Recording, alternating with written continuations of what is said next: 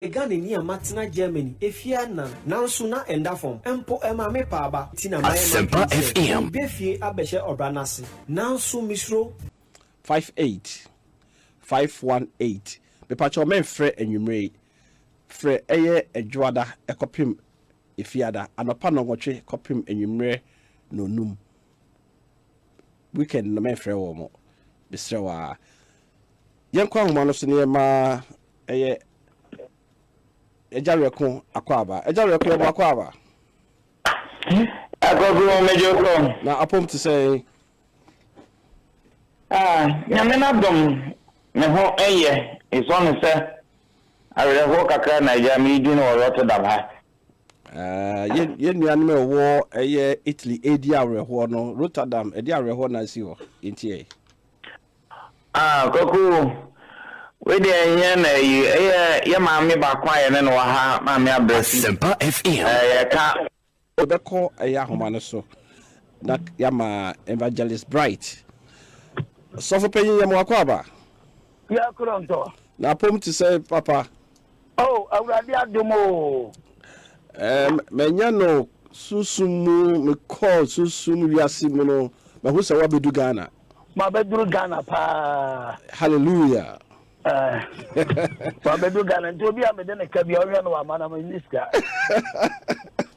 yo we de enen komo ayedie ne atiawa eye ukradai na yen papa yen bibia former emreshe bedwani ana owo adenta ebe kan passport issue ewo hase yentie de okan ye no na yenhwe yesoso no de woka efa ho yentie mutie Ghana passports Ekusi say Ghana on passport. And after the all by power. Now we use passport. Now passport are expired. Yes. Now we Kwaku renew.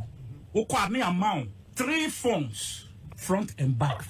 It is 6 pages. Asempa FM Say, Ophelia. Now they are more bina ni pakwa they are shishe net no so. They have the forms on the net. Inti me say me timi koye sa we. Yes. Ese me po bia obetimi akwa koya mami. Ti ese me printing forms no. Aya 3 no so front and back 3. It is 6 pages. Now my feeling Just for renewal. renewal. It's as if I'm going to start afresh. Meanwhile, the understanding we all had was that these new passports we have, a biometric passport. Yeah. What does biometric mean? Yeah, capture with details that are unique to Unkwa and nobody can have it. It is unique to Unkwa. No, see, Yeah, capture with details. That's the word I wanted to hear.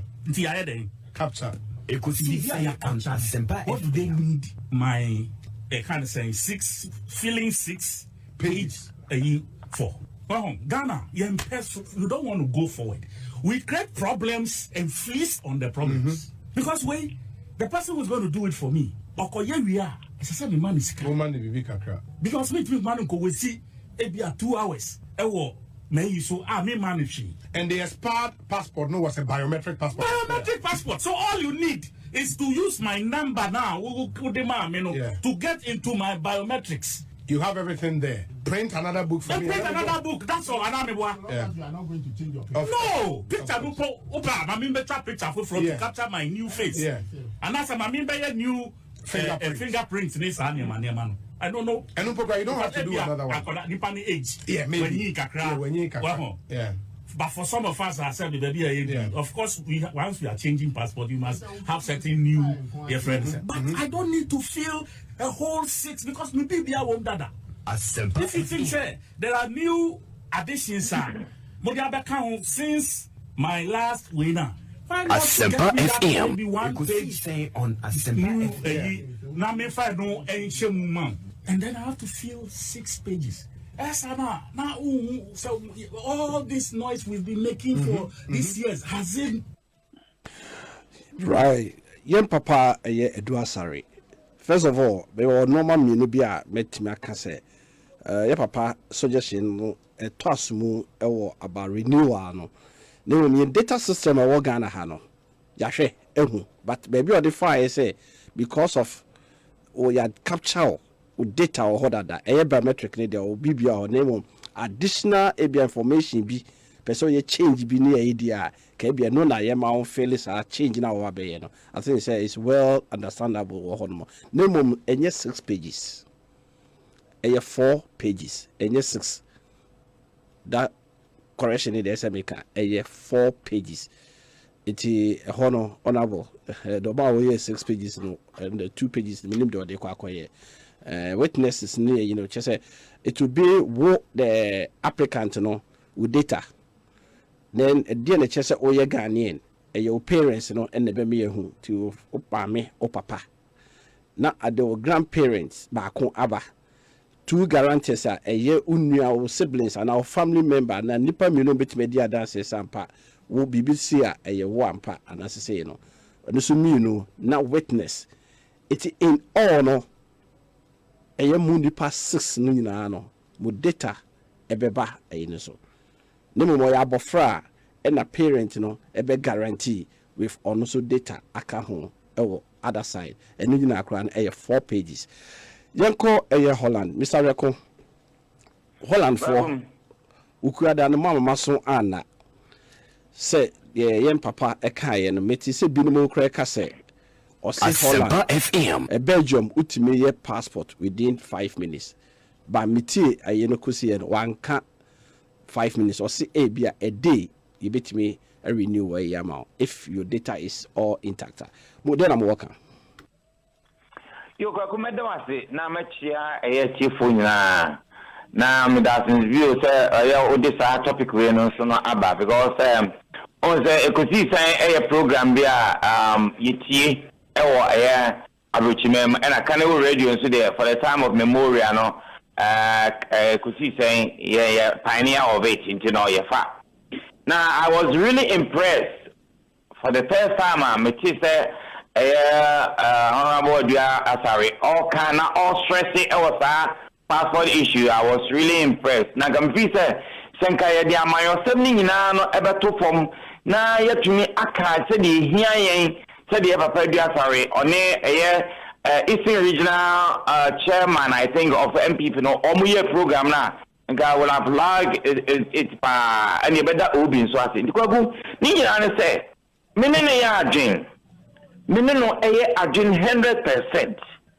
na baby a wodi uka wasem say e bia a data system no hon money baby a me worrying because somebody over Holland they have for instance me ba hanom 30 something years ago no emra me call police station any taking me data information me 10 fingerprint my any time my so picture Kwaku no na me fill form me papa tiase me ma me tiase kuro be na me free so ehn ya wo me wo ba me say me fill that information about 33 years ago no Kwaku e ba pemu nne me Kwaku renew me Dutch passport and me identity card me da me nkuta double nationality no ya Kwaku ya ma me fill form bia it's a matter of fact me ko me baby ameti no municipality no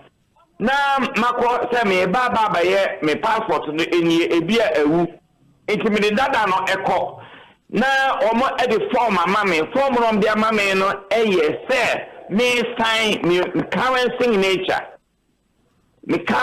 signature and a passport picture so back me the passport picture because ni power prefer it me the passport picture new one ebeko now I'm the form mammy and I'm sign me signature because my sister be a me signature my sister the same signature these are the two things I made the ma womo I can't just start house no with the ma then I pay the amount which is about 30 something 60 something no maybe a ma womo me chia and all the information I'm about 30 something years ago me ma me tia se me papa tia se sa menu nana you say me ma me ewu ni mu san ma me tia se ehne because already no all my data information is with them and no so say aha na embra e wa ha se baby a me tie no to me too free baby a me tie say na e was me the address no kokoma city council no so me tie free e be me tie free kokomlemle say no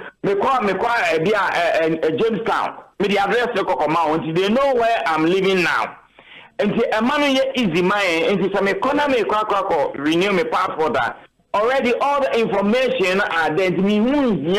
Obi biara ni Holland or say all quality passport or fill form we fill or renew the passport no or fill form we fill form. No, there's nothing like that. But the data information is very clear. But Kwaku and only one thing now. Free Abrokyire near Ghana. Me every 6 months be with the COVID. Every 6 months be me Ghana. Every 6 months na be Ghana be no. You taking me data information no airport every 6 months. What do they do with the information now? Every 6 months now we Ghana night. Yeah, we don't print too. They do it to every again on this side there. Okay. It is a data system near good idea. It can win here. Pay a bad day. You be high and home. And no national soon the information what a passport new baby a picture on. It should correspond with the new ID card now on the ban into Musa on the ID card now will be a correspond with your passport now. That's how I am your Chrome harmony and not ethic. Right, but that's a bit new chemo diaba. What can no be my not to be have a question or hold more. Young call Germany, Ben Mum, Papa, no, Abidru Ghana ha. Evangelist Bright, or no sooner Evangelist Bright, the radio station what Bremen, any Hamburg, or back so Akuma radio me wa pacho.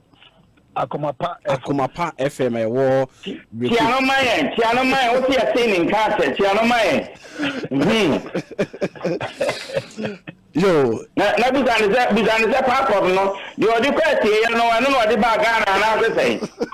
Oh, I don't know, this is Mr. Millionaire. Someone right. Papa, we don't come to Busa, some man will be say you. The guy say a car, a year or say passport, Abrokyire Nkomo in I the Jinjai. You could just see a tour passport, no crowd trace here. And we'll be saying, now the buyer and answer will see you. And one of the buyers. It was half a 1 year. Asempa FM. And I'm judges in them Naya. And you are where some of the Banam the Kaino. Okay. Well, let me say you see it. Why are you? Your papa, I read your toe. And then you would tot, said Mr. Recocaino. Germany, Moko renew more passport. A Quambers number smofa. And your Ghana passport number renew na account. German book na, a Kutaono. Two German for the way. Whether I'm a chair with tea for you, and I'm a chair, Papa reconcile you, Amsterdam, or Yamishano. Medase, the Atiana say, Papa, Ghana, no, the complicated. Say, Yababa, the Renewal also. Over Germany and America, baby, through Ghana airport. Nipa be in the check. We check out your passport. Now, we'll be able to over your day. Now, we get foreign passport, I Ghana, you know. Now, Nina and Tonchain. Said ya papa kan sama me beka nyina na opanyin rekwa aka no me ka say 2009 na me ko Washington nana me passport ayira da me German passport ayira ye na ayira ye no me report me hu ye no so man kwa report nti me kwa koye program na me de bitwa me ticket me duru airport wo pepepe e no mo che me se passport no enya media na me se media o se ayira I shanty omucha me picture the yama every me fingerprint mani ko yi metete am ba ho ne yama nyina bi pie still no mo nyini to mo sama me ba back to Germany oh no na ye no wonya ye nyajo photo na ya jo information wi a na o passport no ansa kura na abekọ no na bia ewu a wo kwadi foforo wo kwa photo na de ko keke on ko fele wo photo ene wo almedon Almedon ye baby our address da eno kwa na de beko ene wo pen kita wa odi be sign on touch it Asempa FM na Ghana de nti omo ya ne fele nyina ye e bribe ne kakra omo padi wo se Ghana no ya build corona kodu wa bibi say obia payini free office baby a de ode to one say obia ba je ne bribe Engine, so Kwaku you were Kakropona, Obetia, Obigina Gate, Upia Suhuno, now what you have Evangelist right, tell you. Yeah, make us some more. Maybe a person, I was at time, you ship renewal. What I mean, I mean, my young video, Renewal, and the said one person me and Ghana, and they're wrong. Said your papa never kind and one and Kabeka. When you want information, you get once and for all. Right. O papa ding, o mama ding. Right. Never sign. Until you 10 years, you will now pack what Jeff Fra. O call ya, what you put to Kakaneko. Right. And then we knew Armadon. So we can what dress him what that down war. And no pain, we understand what your passport and one. Okay, yeah, that's it. So I bet you say, Germany, Omoye, Omodie. You call Yene Sofo. Okay, so for let's say we know Minister of Bekasa because we don't call over better the other topic now no person about port ne catastrophe and your person can say Beka. But now no pay 40 the passport and then pay for more in Omuti. Be the same minister cry ABS say Utibi near Shequaya, sa renewal no see your data na se quite be fast name no bitie a year the record Mr. Record. Utie de sofokan ya chese aye se Europe ho no mo wo kwan a mo fa so renew mo yi se mo data system ni yo we must standardize ni nyina the whole Europe no EU countries the same but on say you su bibi say obekọ with your picture and then your signature ewo Holland ho name no so asesa wa address a Asempa what can you mind who say I was afraid you share data system wa ha Ghana for do say and now who say the papers ekuta na pepepe. Yes, uncle Germany where you Uncle Richard or Sunshine Radio. Uncle Richard de Makwaba. Yo, I can tell you, Major. So, my mentia, when you were tear for ne Yeni Evangelist and Yeni War Holland in England. Upon we are Ghana, dear. Naviadum, yes, you ever has say. The woman say a chain say Mobeba na Yakusi in Yabano. Yabeba, you go so by all means. Next next month in Chamudia Naye, December 4th, no, you're ready in Union, I am Kujana Quayas dream. Yo, when you must some okay, the Omakano, easy, Ghana, your money, my yet in ding. Nini say. Data yen sheni ye Ghana says I condemn the federal info. I say ye kill two prisoner with 1,000 years. Now the assassin is about to other prisoner. So Nisa. Yeah, I mean enti se bibia ba record so. Enti my passport da ya give me details. I said the na evangelist kano. Adi omuhia ne say me din ye bia o passport na yira kwa na ye date of birth. Omo boy ya photo baby a watena baby a be ya ba wadwuma wa yo mo per record o band kura se bu yo mbenya ka ho no so inti easy ba Ghana said omo kan passport o me korinu ha se o korinu passport wa kochi se be busa wo net ni so akonta ni pa be bredi bremi na me feli for witness we bra for witness me kuta Ghana passport me korinu ade na me say here another witness. Already, me could be that I say me say ni one. Asempa FM. But renew no for two witness bra for we bra esa e mani e mache esa many pana ye comfortable ye ni nje ho sa if is ade me could be that me ye Ghana ni enti say me pana bia wo hwese me Ghana ni dia no wa chere nji me bia my form bi say wo ye Ghana ni me bia form we fere na chere so wo ye Ghana ni but me could be that enti akonta jo Niema no mama niema nye easy eboama economy ne cost we se bia me be passport to Kwaku diga na be bo so me fa people we bla kwa high say ya e ma niema me be ka chiri wo ye memo nti wo munya ne se ha de na ha se wo de ayira kwa na office wa people date of birth any wudin na wo boma wo ma right punta since I ha another ya de wo kopimo ma mi bi ni bi already wo ma data no ma capture that here say ye ko say go for two witness here na what say e bi address and say the evangelist can Amedon na masisa no answer wudi new Amedon no ma wo. Yeah, Amedon ma mention me say with new address and as if you are now to go to. Te say na record can say obia. Kokomemre ha no mu na wakọ la pass a. Ese say o kire say wakọ ho. Okay. No. All right. Oh, until then na yemi na wakọ Asempa no mo ye know. A good idea. Empenifo ho nema bi wo ha. Obi the suggestion bi ba na boa man na. Yinso mi enfanya dwuma. Enti data ne mo na o mo hwe ne ye Ghana na wo tbi asisa data. My birth certificate ba 4 times Ghana. Oh higher see birth cert now ye na say. So wa boso. The person mo come asema na wi a ya kire di nti a e ma. O de to so wa boso me bo ana. Eti bu wi a na me answer no ma bi a ama de ti ampanyifo e ma yes afele ade no sa na but de mo kan nyina no e ya FM eto asumu pa but also we yi baby back eti America say me no tu no ma bi wa ha eti openye Richard said that okay nko okura no ya count to 4 iti ya wo 4 times the passport, the birth certificate we kwa yes aspire and ye be koye fufuro koye o pa je say tobo o pa je say the same birth certificate are they koje for a new one and I say why you different the same birth certificate no the same that one the say the same name the same but ukuta bia dada na de ma no one dey ye twem koye the same birth certificate no fufuro. I know.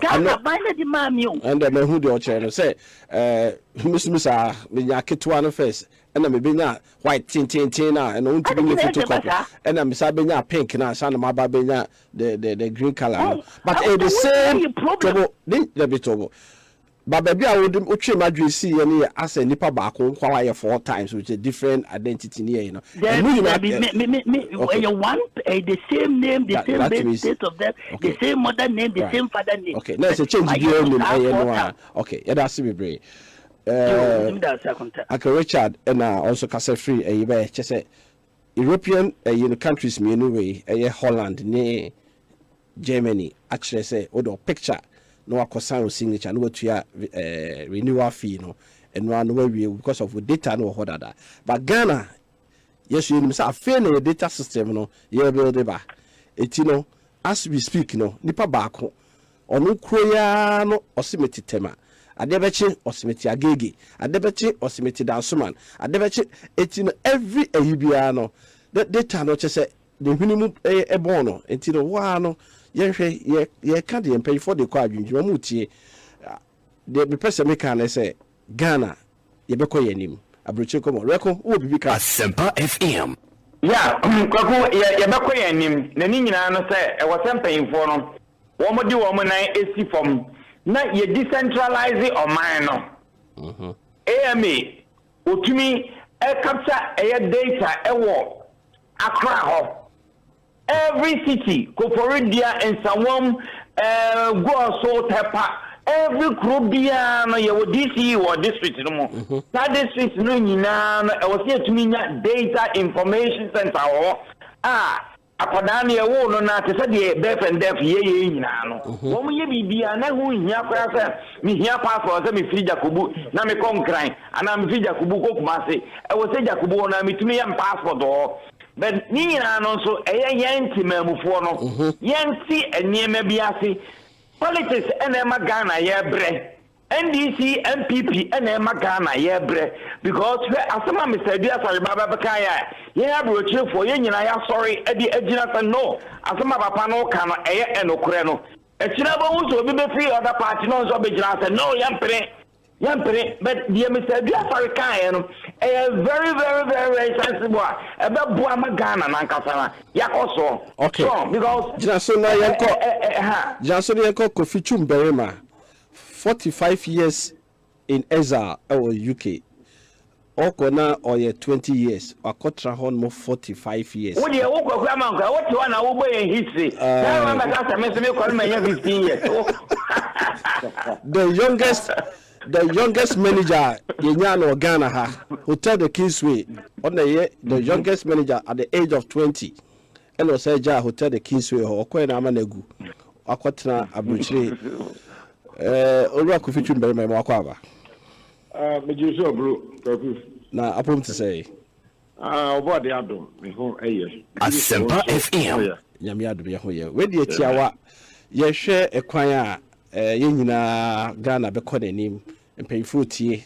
Suggestions na eba no say ka renewal de ye data no ho dada ye de nanka eni kwase ye filling all the 4 sheets ni nyina bio.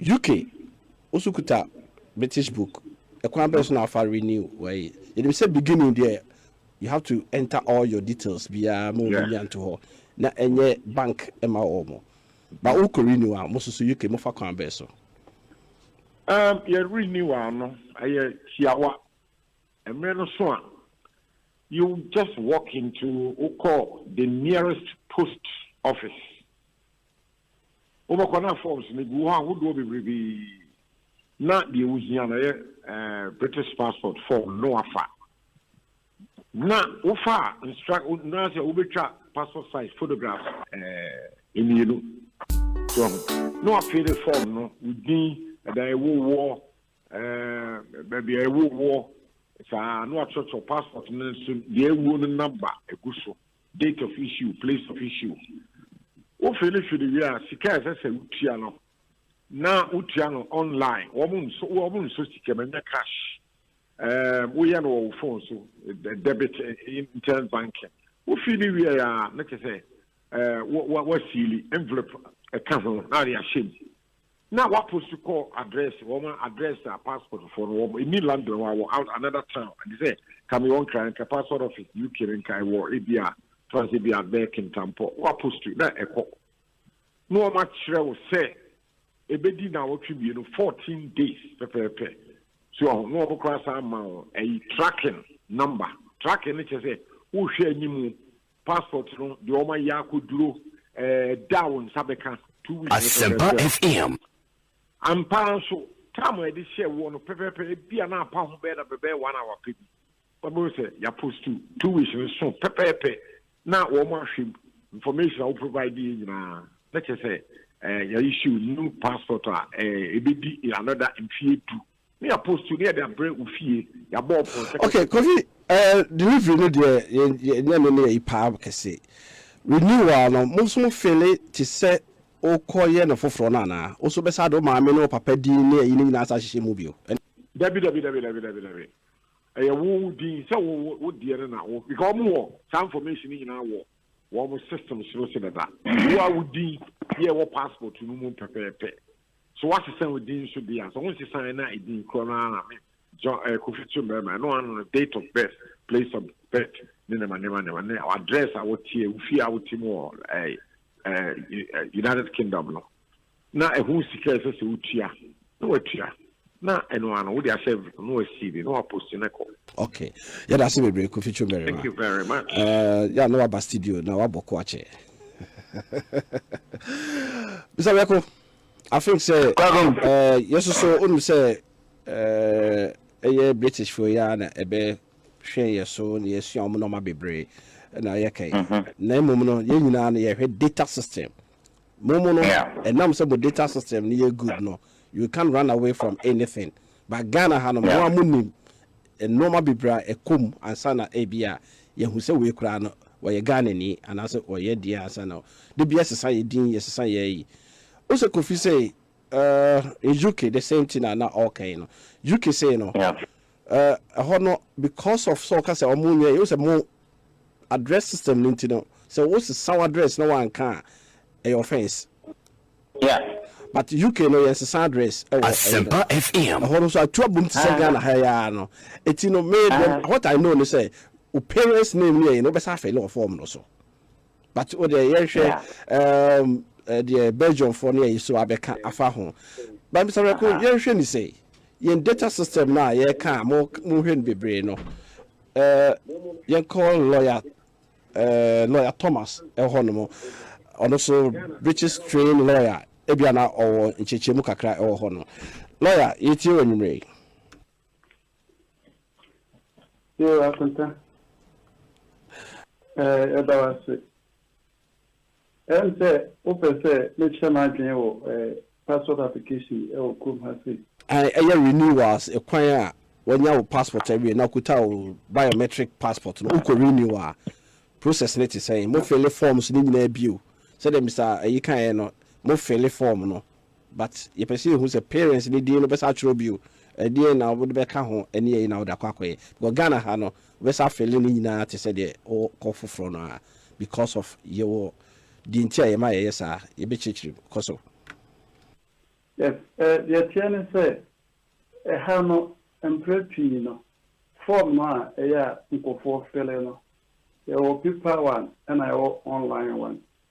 I think the online I'm going to receive recently, yeah.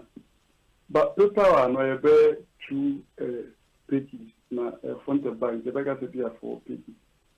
The channel said, "Oh yeah, first, yeah. Obviously, the first time money na. No. The career renewal na. And they need depending on all your passport application you want. So your colonel under 16 now, and on some of fairly parents details, you know. Now parents are back way to assign my colonel because I call under 16 or British man. Asempa94.7FM. Or no quality me as a passport, only without the support of either of the parents or both parents. In Tekobasa, therefore, go for a way under 16, and the rest a renewal and probably parents details, you know. Now, now obviously, sometimes it will be counter signature, but the way it will be exclusive is the way 1 year now you're adult. Now our passport give you that. Now not just who he answer obviously most of parent details. Now obviously essential old details. The only time I recall say be obviously parent details, be a passport to Nigeria. Because I had so we renewal now with the old passport no come out. Now or my child no say or my cancel. The passport office now get that cancel old one. Now or my issue new one. Now or my year or my the old one abroad separate from no the new one as well abroad. And the another no one here so very Philippines but the be our passport in Nigeria is lost things because of security reasons, you know. Yeah, obviously, you know, the just renewal without lost a very, very simple procedure. Especially these days, we are an online Quadia. It's just about 1 page. I'll do the version, old passport number, and the version, WhatsApp message, and one. Within 2 weeks, instead of the kind. Right. But beyond the peak period, the period then a very peak, you are to meet the week. Okay, so a peak period, there, a bit of delay, kakra. There's a more delay ni bi ho nti Ghana for what there's a Ghana nkwana Ghana there there be Abrokyire so delay ni bi ho e da mase bebre yo lawyer Thomas ene ne kasa oye immigration lawyer said the bia make no duru ba bia de beba no be my immigration details bebre o problems are the number betuja na wa free no Mr. Reko right I think say pages no na nyina na say pay for my feel when we are coming to renew so ukuta biometric ni there but we are fresh applicant there pay for it but the woman no so no we formation kakra ya send ya mame be de betudwa the tia ema ye feeling ni nyina wa ha no because ye nipa ne bebre ho no ma omo data no CP sita de bi omo sesa omo ho bibi it no to frustrate bia o say Ghana has no nipa no okojina mo am kra na mo Abrokyire ho kra no esisi mo ha embassies no chese okojina ho ono nko ano questions obebisa no ono nko be here attention better 1 hour na ojina ho no koda koye we bra kra no onko ye ma eti na trafie na safili ni nyina abra and the over questions no kakra bi na bia e bebusa na okọ baby ho no but yim data system no ohene o say na wo ka no ye address system na enye stable no we have to always constantly check say biometric systems na e wo ho na no an nipa na sa ba na because every day we call passport office na be jina ho say me din no na kwame no eni ho afi na pese me kwame ne be ka ho say every day nipa person change the bibi wa ha in data system no it is say ayeko kakra Ghana card ya be ka ho ni no then if you are going with your Ghana card I don't think say sa feelings ne be say yenko Italy na ye hwede Italy so eti Albert ye mo akwaba Apom to say, Minia. I'm not in Boko, Namosway. Media chair, we dear, no. You do be Omo Aka Bewa, the Betchene. I think say, Bewa a bit Betchene. Dear T, only say, Mommy, Mobibia. Ja, my passport issue. I say me by ya, ye the 2 dry born a man, ye, with Jamaica, Emma Sebi. Munisu, you know, I'm up a pie. Ukada most sorry, you see, my Mrs. So Edaya one sorry. And then I'm away. Ghana for more Italy. When the medical at what you phone in and we be with you in Fuina.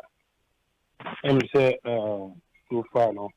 Sarah who said me, Asema, Daho. Now, in fact, it's something penny for my official winting a ma, Nekano for now, no, a honor but to walk a car. I also ma, Yate, but the train penny for a war, Koimo, especially the Ghana embassy, so move issue official Renewal who say, Yatis Asema, actual for Mamono. No credit because everyone will be because me and Kasami on Monday me home because we don't say a week piano. Manko Ghana Magic Prime 4 times for Monday. Oba Facebook, Obi Huya Mame, oh, I want Fidria.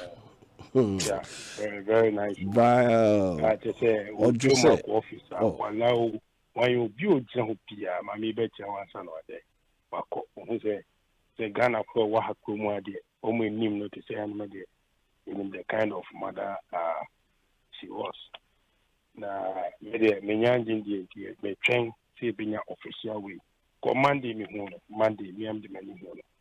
Inti ready na me. Ebe inti dia ebe bite no na fisi okon but me around any comment there concerning that issue. Okay. Yen share mo Renewal Italian passport. Also, so Renewal there. A conversion of our Renewal there. Wouldn't say the Ghana a year dear that. It's a conversion of whom would dear or Honomoa, movies and pay for the form. And you dream a bit, my boy. Okay, me fan say, a kum had the idea, a simple kaka, a Italian passport, a Kitay Renewal, a simple kaka as compared to Ghana, dear no. I had the idea, data no, a system, Nankasano. I say, Abrofuna Nkomo more as in Africans, Ghana or no. So, it we say, do a be compare more come as mangoes to oranges and now bisa. We all want to be like them. For now, the system is easier because of data system. Once a Kuima away, Oba, Ninya capture, Uma meeting, Papadin, whatever it is, a good system, no so. It will be there forever to the end of time. So, if you renew passport and you have to be so, my meeting, Kuben official, Nanakura, Wukura, no cry. You may be sending things and my name, Yemisa, Sa, and Yamano. Osha Ghanaian passport renewal applications, yeah, a Feleman Conform, who say it is a website on the 3rd page, and I spend much time because I want to. We fill those information in now. My no papa one and a whole lot there. Fine. Me no. Sometimes I agree with them because the system no. In young Kwanimusa, and any part of one and kita biometric passports no for now. It be good to that blue type no. So almost the biometric passport for the first time there. I think they also put on all these informations. Now data and system not capture will be we are. For the Ghana population here na over 30 million. Obia to me changing the passport called biometric system now. Actually, me biometric passport 1 year from okay, for the 1 year one last year October because Kuma almost started I think 27th September 2020 and now me with me and the current council to us and now almost implementing biometric passport it would the fan say Krum Hay by 1 year. Nipa fan say Kakra and any biometric passport. So, and the agreement might be power may issue a lot, but and soon will be actually. For now, no, it's a system, no, how are they going to build a website? website on Ben is saying those with the biometric passport should go on this website, and those with the old passport should go on this website. And as I say, pages number creating it, and that is the question now. It's the papa Edward Sarah Sama now car or could see sense, you know. There are some points, no, I agree with some points. And you be behind a bit, my cousin, Jensen about Funi, they will see, because they are finna in a quitting. So they say controller general, some of the bars, so what we need Ghana card now, the salary by. Because I started year demonstrations against it. So, but almost started Ghana card, Nipa saying nice or more. Because population so be near capture be area. Then the system will be unified. Basa a bit markers okay, obia details our system also. Therefore, from henceforth, who renew passport within crowd official address, maybe I would say like Europe had the Italy had the hopefully maybe to be when you are done because the rest of information they have it already. Okay. So who any criminal will be answered, they have it already and you're free it may be beside this and that and that. So okay. I think that for now there you're going to see a kakra it's Yami Aduna say Ghana food now a capture be our system then from then onwards, I think that you're going to pay for now they say okay, say will be our system also.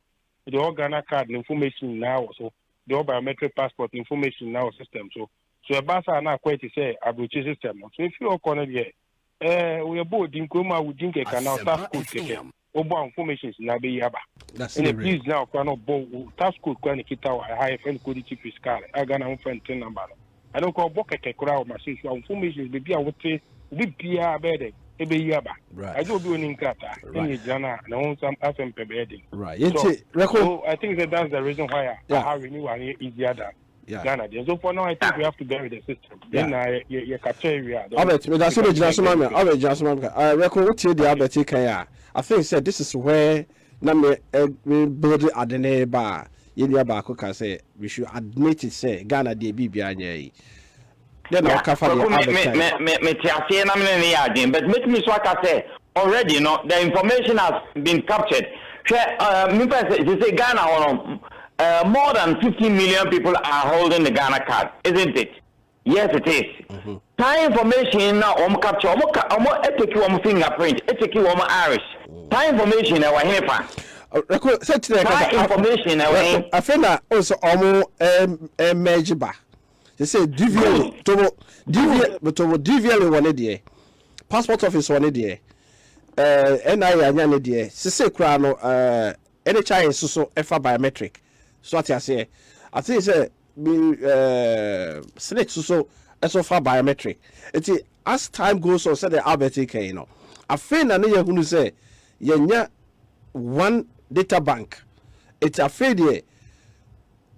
Dear, because you say the people deal with her. The document for Fraba, card for Fraba. Say every day no. It's other than the kakra as said the Albert Yeah, Kokumino Yadi, I didn't hear Kakaka, but then when Emma delay number is the government of is the person now the paying for the down on and no delay because they are very important that it should take the effectiveness should be taken very serious.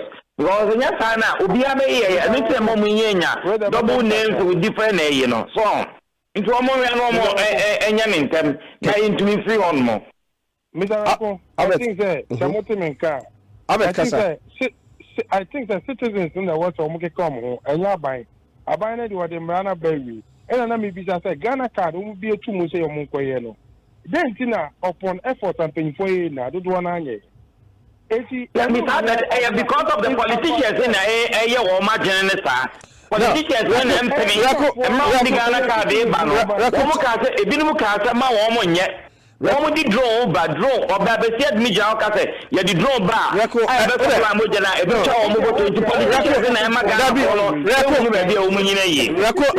rẹ́kù yìí hàn wọ́n dẹ̀ fa hàn tó nkyɛn ẹ̀họ́ dẹ̀ yìí hàn firi hàn wọ́n dẹ̀ yẹn hwẹ́ ẹ̀yẹ data system náà yẹ ká ho asɛm o mi sɛ from 2008 ɛna mi started fighting for data system ẹ̀ máa mi ní nita yẹn papa tavi bẹ̀rẹ̀ ní kọ́tàn ase mo nyinaa mo nim. No, Mr. Tavi, dear papa, Asempa saying, or court.